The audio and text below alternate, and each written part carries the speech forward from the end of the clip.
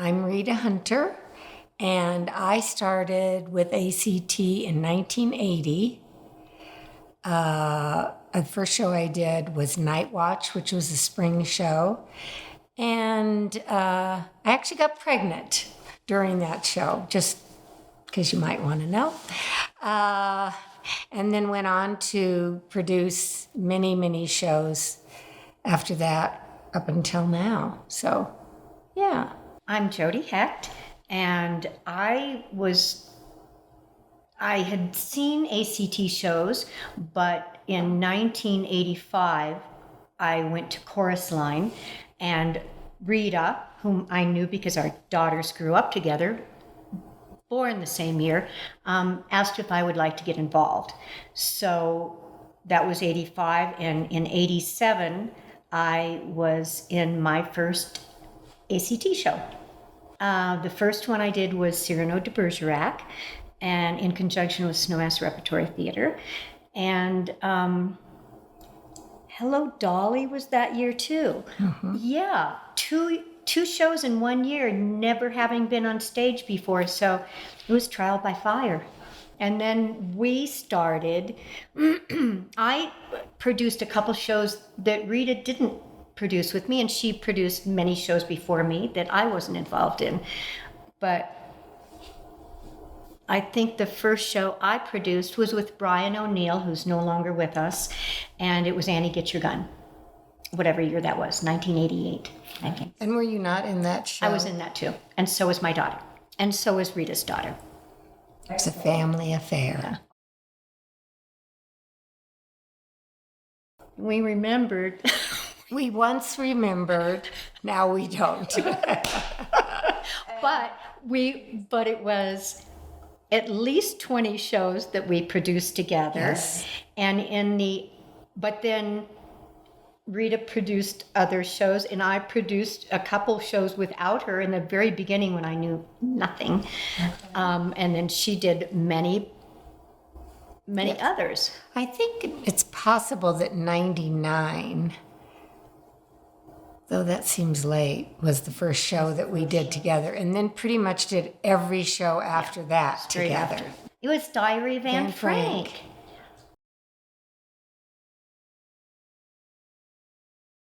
Did costumes, programs, I did publicity, just about everything. And then you really get to know what each job is like. And it's very helpful when you're having someone else on board to do those things. And I love to sew. So keeping my interest in that was very important. So I never stage managed. I stage managed and did props and did publicity. I did the program for a lot of years and had to decipher everyone's bio, which is a story unto itself. And I might have already said that. Yeah, a lot of things. I think the only thing Rita and I never did on a show was get to direct, and we did try. Whenever possible. Yeah. I think for me, producing Anne Frank as our first show was such a learning experience because Rita was my mentor. And I don't remember as much about our producing style at that time. It was really a learning experience for me.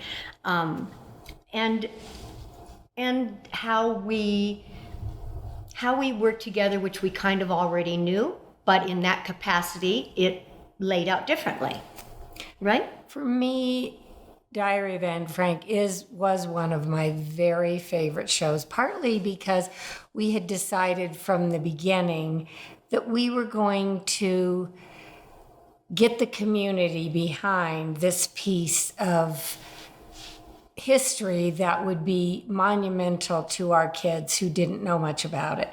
So we really went the extra mile to go find some people who were Holocaust survivors. I'd read an article in one of the papers about this couple that had gotten married and they had both survived, and their kids were in school in Denver, their grandkids, sorry.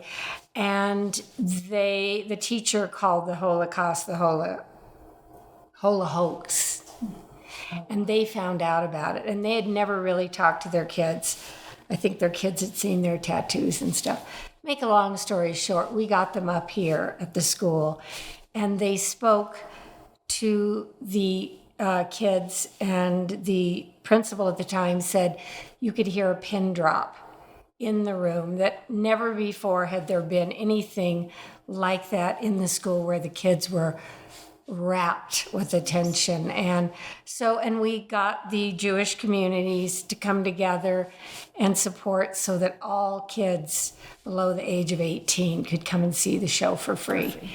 So it was really, really an important moment, and we got a lot of feedback from the community. And I think that's what spurred us on to try to do more things like that, which we did with 1776. I think it was the thrift shop, and we got all the kids to come because we wanted them to know the history of the country. So, yeah, it was a very special, moving show. You know. I personally felt, because one of my favorite shows in bringing the community together in whatever way it was personally impactful for them, was when we did Jesus Christ Superstar. It was because it touched people on so many levels, and everyone, I would say, that saw that show could relate to something, whatever it was. They knew the story. They knew what that story was. And I think it was a phenomenal show that we put on. I stood in the back every night and cried. Every night of that show I cried. And I don't even know why, but it just was moving. It was so moving. Yeah, that was definitely one of my favorites. For me, one of my favorite shows, which I wanted to do for a long time, was Big River.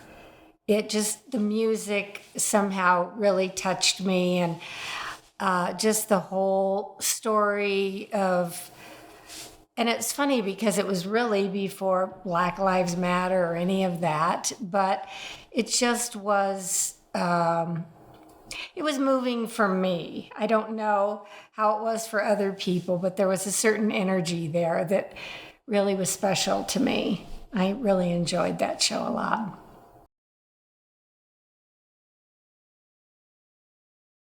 Okay, I can tell you my biggest challenge in a show was when we did West Side Story.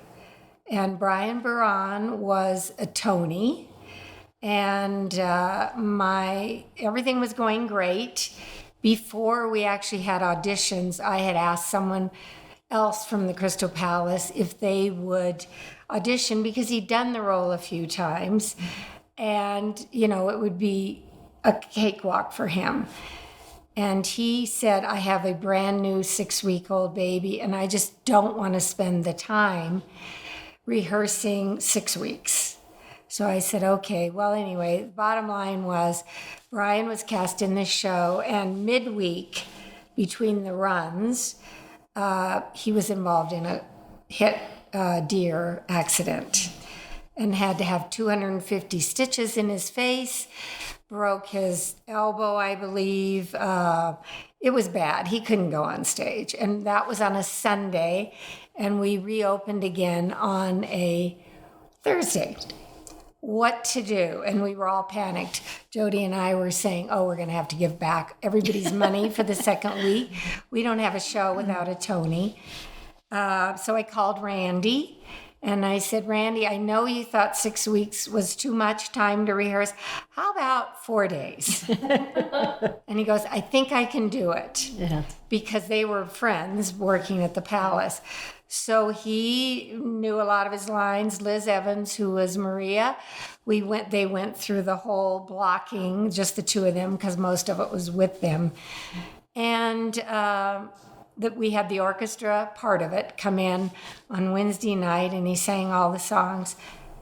It was phenomenal. It was remarkable what he did. Truly remarkable. And it was, we didn't have to give back the money, and whoosh, got through that one. Yeah.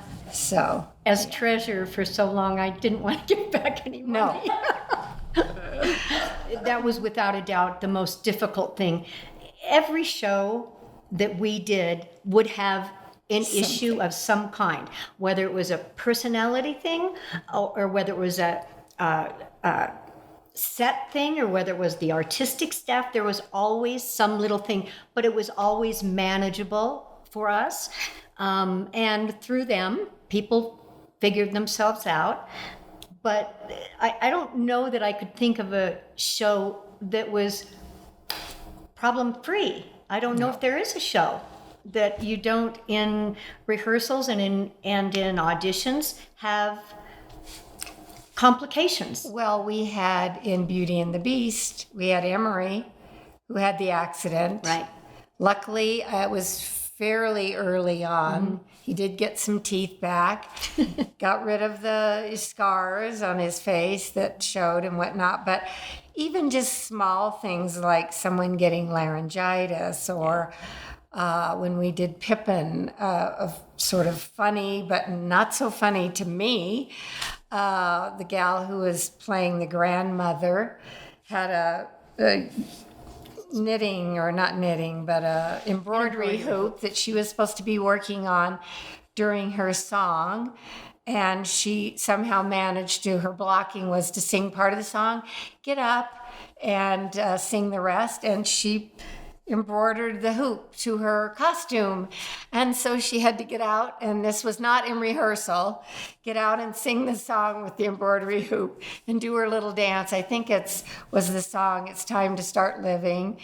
And of course I was just, no. Or the time when Brian O'Neill, when we were doing Annie, Get Your Gun, I had said, I'm putting down my foot. You guys need to, he was an Indian at some point. You need to get your own blankets, something, that's not pastel and whatnot, old looking to play the part. And opening night, he walked out on stage, and I saw an electrical cord hanging. He brought an electric blanket. Now, it's one thing to wear a ring, or to, forget and wear white socks with your black shoes, but the cord just kind of followed around. And it was bad. And wasn't it in My Fair Lady when the lamppost went over out of the audience? Yes. Runs Tom Ward up on stage to rescue it, and it was like every time something would happen, Rita and I are usually sitting together, and we'd slide down in our seat, further down into our seats, and then look to see if anyone else happened to notice. And a lot of times people never ever noticed the things in the 40th anniversary, we had the sound went out during one of the big songs. And so I can't remember exactly. Oh, we made an announcement that it wasn't going to be coming back on for a while. And then miraculously, just when they got to the crescendo of the song, the sound came back. So, it's the show must go on. Mm-hmm. So there's been lots of things, but we've gotten through them all.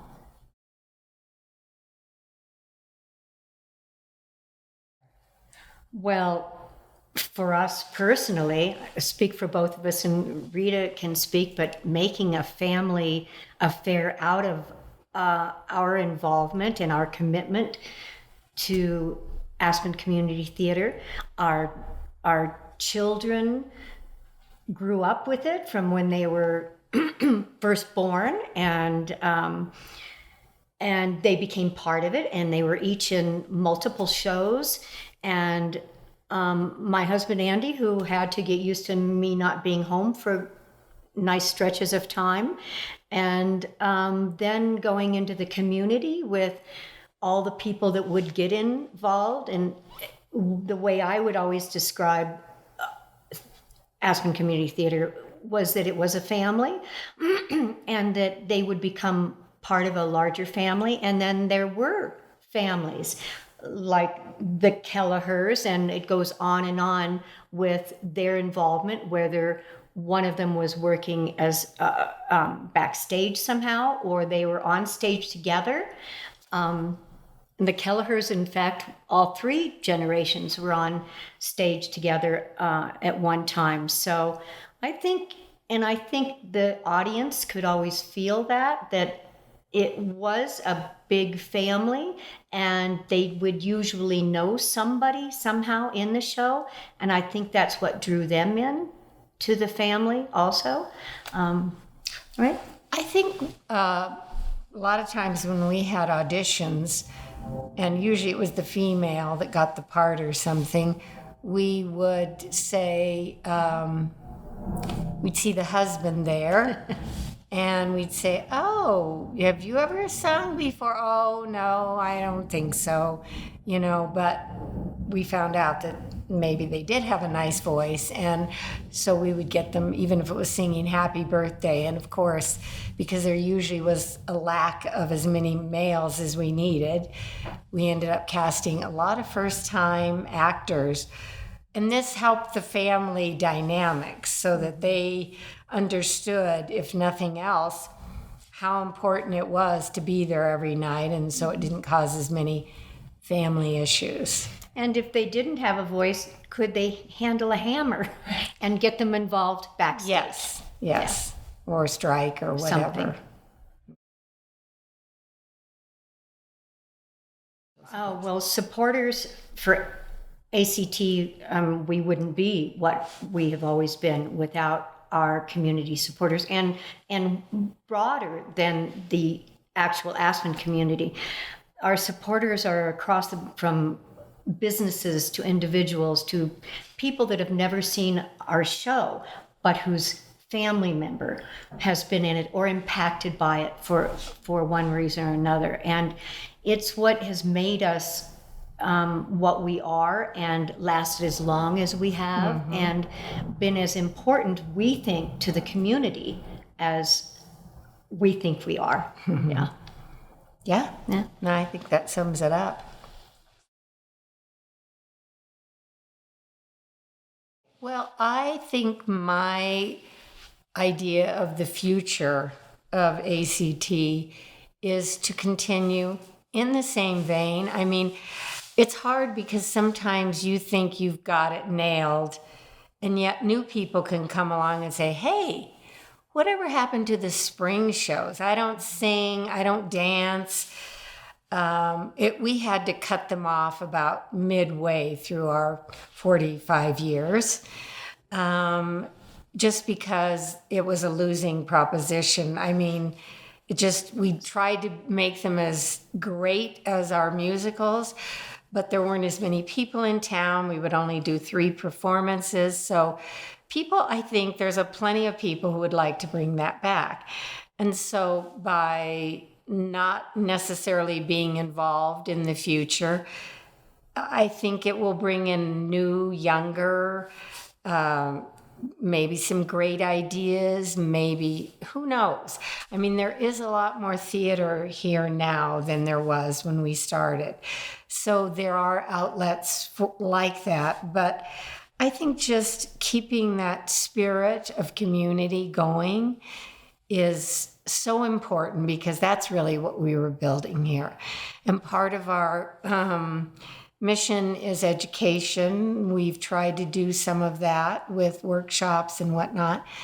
Like to see that come back strong, because that's how you build those new people that might be. I think there's a future that, because of the past strong support and whatnot, I think there's definitely a great future for ACT. I think there's a great future for it also. I totally agree with everything you said. I think one of the things that was wonderful for us is how many young people, because we performed so often at the school district theater, that there were kids who worked just wanted to get involved. Brad Moore did help bring some of them in long ago. And they then got the bug and they brought in their families. And I think that is another way that it can continue and grow. And I think there's a place for Aspen Community Theater in this community forever, built on what has gone on before and reaching out and growing, just growing the way any of us grow in ourselves and in our endeavors and in our professions and in our interests. So I think there's a remarkable opportunity for it to not totally reinvent itself, but like Rita said, to bring back, to have change, to welcome new ideas. That's exciting to me. I think about sometimes my time after getting ready to produce a show and actually seeing the show itself. I usually, when I wasn't spotting problems on stage, I love to watch the audience. And when I knew a part was coming up, or if Jody and I were sitting together, you know, and knew that something really funny was going to happen or whatever, just watching and seeing the smiles on faces or seeing someone really be touched by a song that moved them. And so I think that without being very technical about it, that is what will propel ACT to continue, are those feelings that people get with live theater and how it impacts you in a way that nothing else can.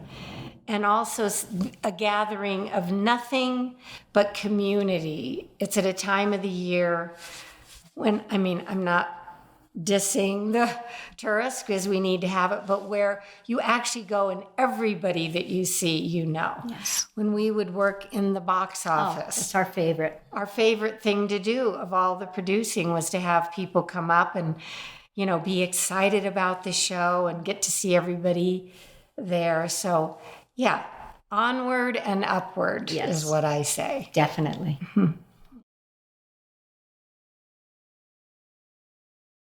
I hope they all gain and appreciate and grow with the feeling and the experience that I had, and Rita will speak, but what it did for me, it on so many levels, there aren't any even ways I could describe each way. You grow from it, you learn from it, you expand. Everything does. It's a piece of you that you'll never let go. It's important. It's so important, and it's beautiful. Yeah. That made me want to cry. Let's not start. Yeah, for me, it's been, unfortunately, a huge part of my identity. And fortunately, I've met so many wonderful people through theater. I just hope that all the memories I have will stay with me. And the people that I've met, theater people are special people. Yes. Sorry to have to say that, but that's the truth. It's true. And I would also just give a shout out to the people that have been part of ACT that are no longer with us. Yes. And there are a lot, and their memories are very important to all of us as well. And their contributions on all levels, depending on which ones we're talking about, vary across the board, but they were all very important to us, and they were all missed and always will be. Yes. And we have great stories about a lot of them, and we'll always hold them right here.